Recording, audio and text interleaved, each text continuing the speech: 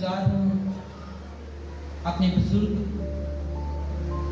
हमारे उस्ताद मोहतरम आली जनाब पास्टर रशीद यूनुस साहब का, जिनके वसीला से हम सब खुदा के कलाम को सीख रहे हैं, तरबियत पा रहे हैं और जगह ब जगह खुदा की खिदमत कर रहे हैं।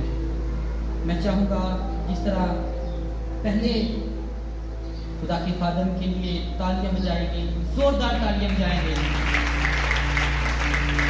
और खुदा के कलाम में लिखा है कि जब खुदा यीशु मसीह गतसमनी बाग में दुआ कर रहे थे,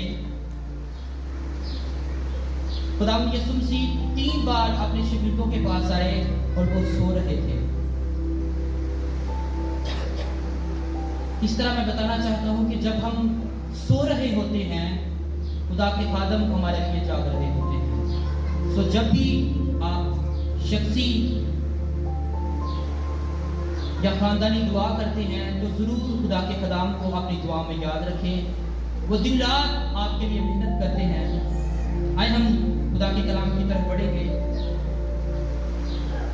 यूहन्ना की मार्फत लिखी गई अंजील उसका 19वां बाब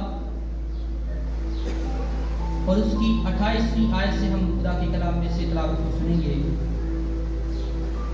खुदा के कलाम में लिखा है, इसके बाद जब यीशु ने जान लिया कि अब सब बातें तमाम हुई ताकि नविश्ता पूरा हो, तो कहा कि मैं प्यासा हूं। ये 5वां कलमा है और जिस्मानी दुख का कलमा है जो खुदावंद यीशु मसीह ने सलीब पर अदा किया।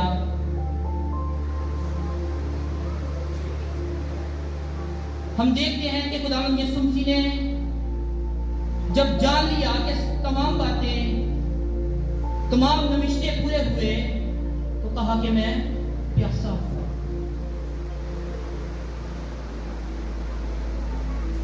और जब उसने अपनी प्यास का इजहार किया, उसको मैं पेश की गई। 2 बार खुदावंद यीशु मसीह को, एक बार मैं पेश की गई और दूसरी बार सिरका पेश किया गया। और हम देखते हैं कि यीशु को जो पहली बार मैं पेश की गई, उसको यीशु ने पीने से इनकार क्यों किया? उसकी एक वजह थी। आइए मेरे साथ निकाले खुदा के कलाम में से मत्ती की अंजील उसका 27वां बाब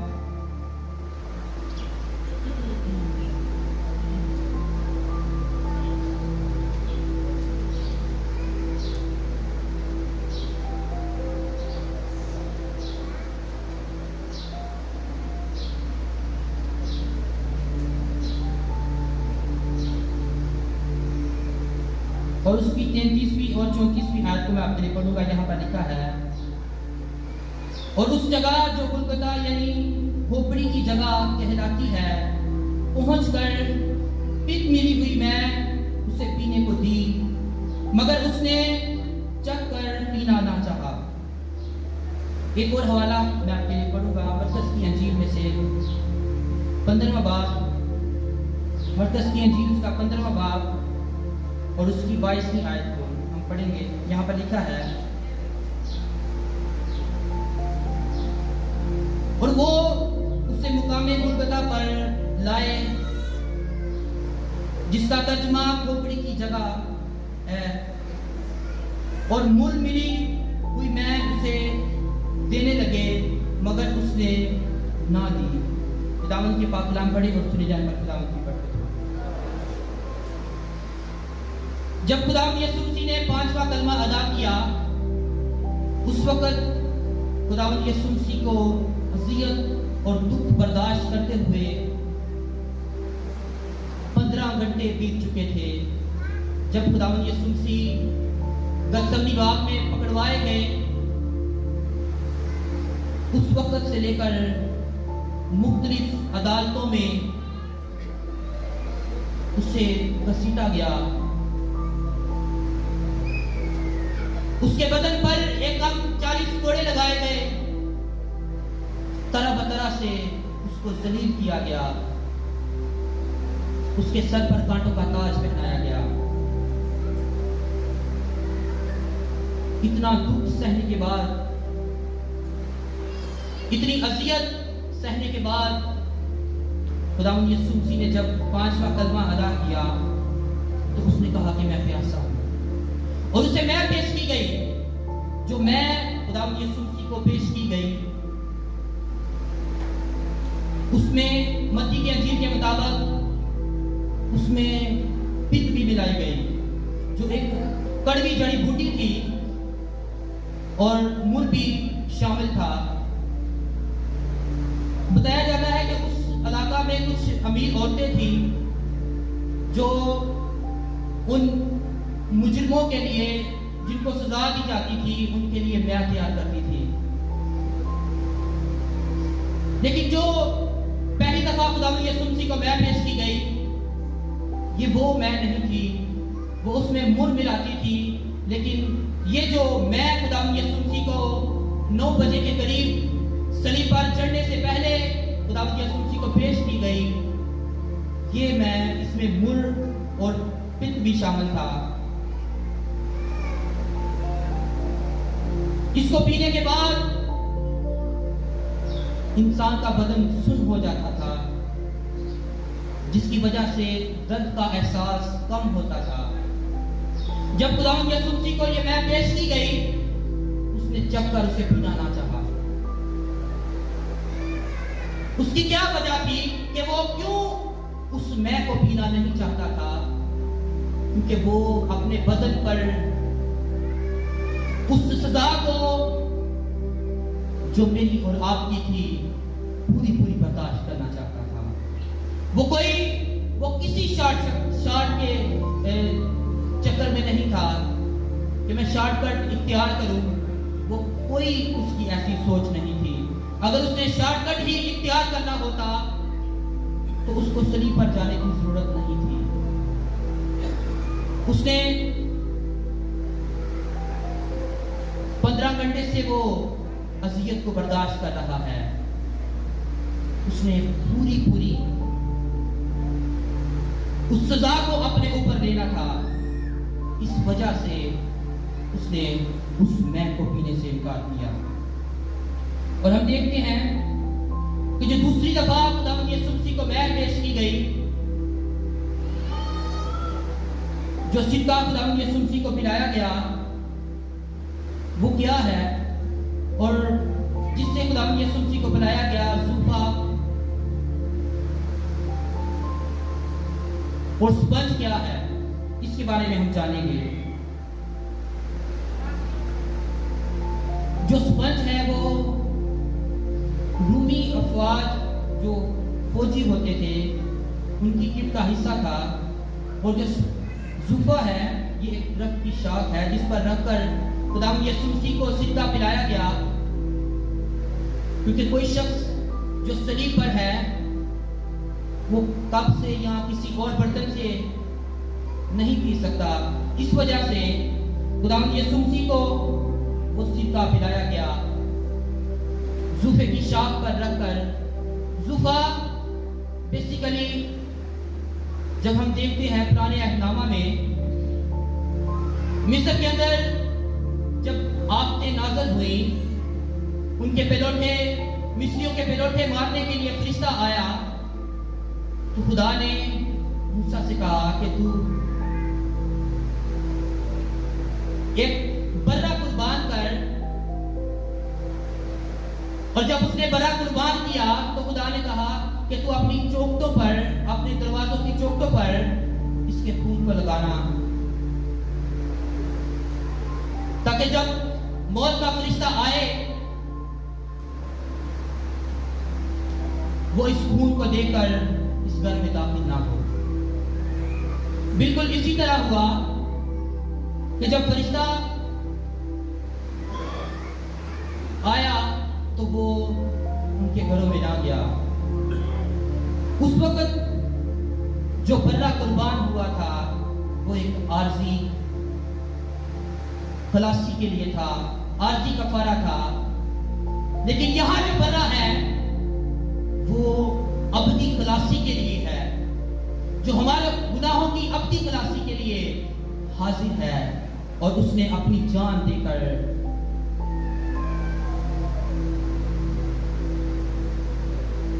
हमारे लिए खुशी के साथ उसने अपनी जान दी ताकि कोई इंसान रहा हुआ मालूम ना हो। और हम देखते हैं यीशु ने ये क्यों कहा कि मैं प्यासा हूं, इसकी क्या वजह थी? इसकी खास वजह थी कि खुदावंद यीशु मसीह ने कहा कि मैं प्यासा हूं और उसने सिरका और फिर उसने सिरका पिया।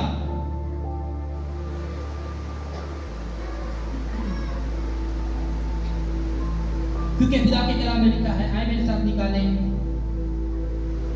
ज़बूर 69 उसकी 21वीं आयत को मैं आपके लिए पढ़ूंगा।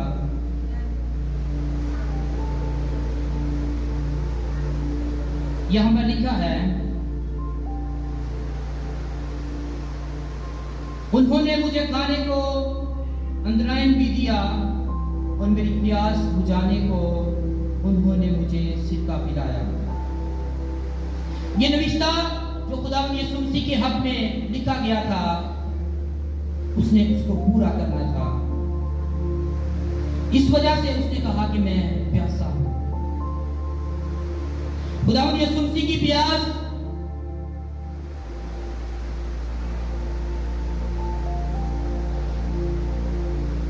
जिस्मानी दुख की वजह से थी। हम देखते हैं कि जब खुदावंद यीशु मसीह के बदन पर एकदम 40 कोड़े लगाए गए और उसके कंधों पर भारी सलीब उठाई गई और वो लेकर जा रहा है, इस कदर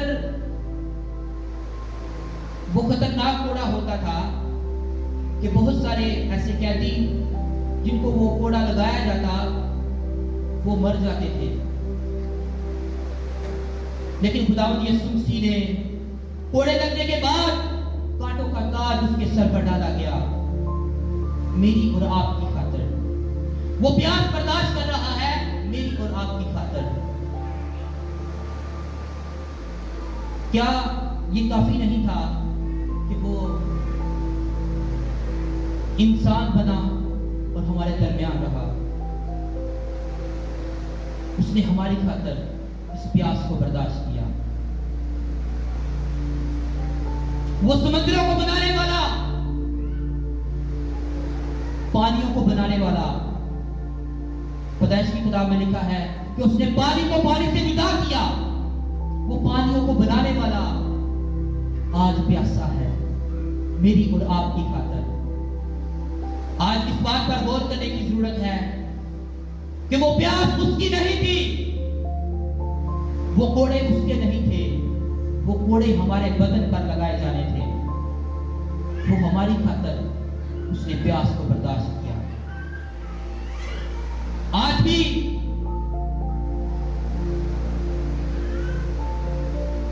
अगर हम अपनी जिंदगी पर गौर करें तो क्या हम खुदावंद यीशु मसीह की उस प्यास को जानते हैं? क्या आज तक हमने इस बात पर गौर किया है? वो प्यास उसकी नहीं थी, वो मेरी और आपकी थी। किताब मुकद्दस में लिखा है कि जब नूह का तूफान आया तो जमीन और आसमान के सोते खुल गए और 40 दिन और 40 रात तक पानी बरसता रहा। वो जो पानियों पर कंट्रोल रखता है, जो पानियों को पैदा करने वाला है, आज वो प्यासा है। मेरी और आपकी खातिर वो प्यासा है। मेरी और आपकी खातिर वो उस दुख को बर्दाश्त कर रहा है। आज अपनी जिंदगी पर गौर करने की जरूरत है।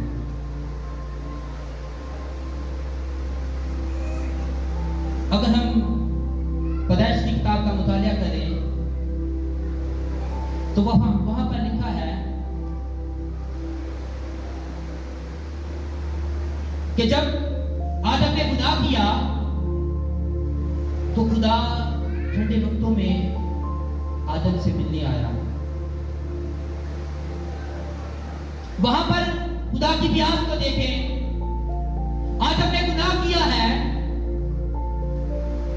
लेकिन खुदा फिर भी आया है।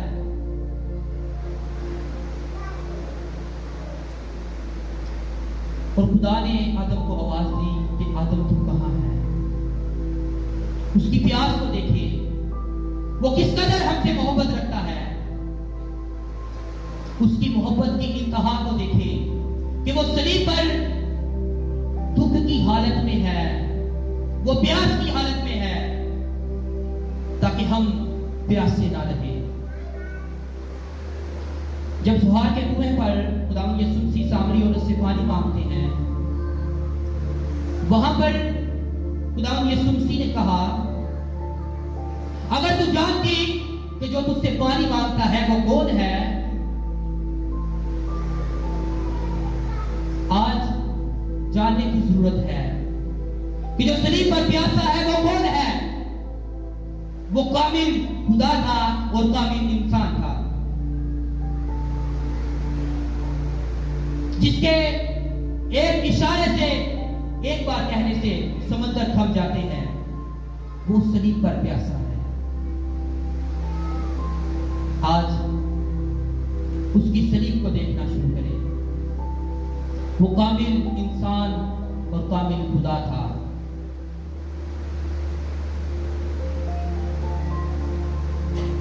जरूरत है कि हम इस बात पर गौर करें,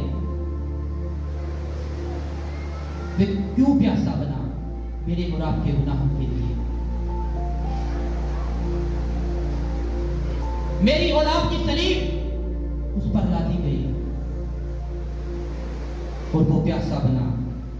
आज जरूरत है कि हम खुदावंद यीशु मसीह पर निगाह करते हुए, जो समुद्रों को बनाने वाला है, जो पानियों को तख्लीक करने वाला है, हर एक चीज को कायम करने वाला है, वो सलीब पर प्यासा है। उसकी मोहब्बत को देखिए, वो हमसे किस कदर मोहब्बत करता है। और इस करने का दूसरा रूप ये है कि वो हमारा प्यासा है, वो हमारी प्यास करता है। जिस तरह उसने आदम से कहा कि तू आदम कहां है, ए आदम तू कहां है। इसी तरह अगर कोई शख्स खुदावंद से दूर हो चुका है, वो आपको बुला रहा है, ऐ मेरी बेटी, ऐ मेरे बेटे तू कहां है। आज जरूरत है कि उसकी सलीब पर निगाह करने की जरूरत है, उसकी सलीब को देखने की जरूरत है। वो गुनाह उसके नहीं थे, वो गुनाह मेरे और आपके थे, जो वो अपने बदन पर लेकर सलीब पर चढ़ गया। किताब मुकद्दस में लिखा है कि खुदावंद यीशु मसीह पर एकम 40 कोड़े लगाए गए, उसको तरह तरह से दलील किया गया, लेकिन उसने उफ तक ना किया। लेकिन जब हम गत्समनी बाग में देखते हैं, खुदावंद यीशु मसीह चिल्लाया, उसने कहा कि ऐ बाप, हो सके तो यह प्याला मुझसे टल जाए। क्यों? बहुत सारे लोग इस बात पर एतराज करते हैं, उसने उस प्याले को पीने से इनकार इसलिए नहीं किया कि वो मौत से डरता था। नहीं, वो जो प्याला था हमारी नापाकियों का प्याला था। उसकी ना करने का मकसद यह था कि उसकी पाकीज़गी को ज़ाहिर करता है। आज वो प्यासा है मेरे और आपके लिए, पानियों को बनाने वाला आपके लिए प्यासा है। आज जरूरत है कि हम उसकी सलीब पर गौर करें कि क्यों वो प्यासा है। जरूरत है कि हम अपनी जिंदगी पर गौर करें। वो खुदा है, वो कामिल खुदा है और कामिल इंसान है और हमारे लिए प्यासा बना है। सो जरूरत है कि हम उसकी प्यास को देखते हुए उसके पास आए। समृद्ध दुआ है कि खुदा आपको फजल दे कि आप उस नजात रहीता के पास जिसने आपकी खातर दुख सहा, उसके पास आए और हमेशा की जिंदगी को हासिल करें। खुदा आप सबको इस कलमे के वसीला से बहुत बरकत दें।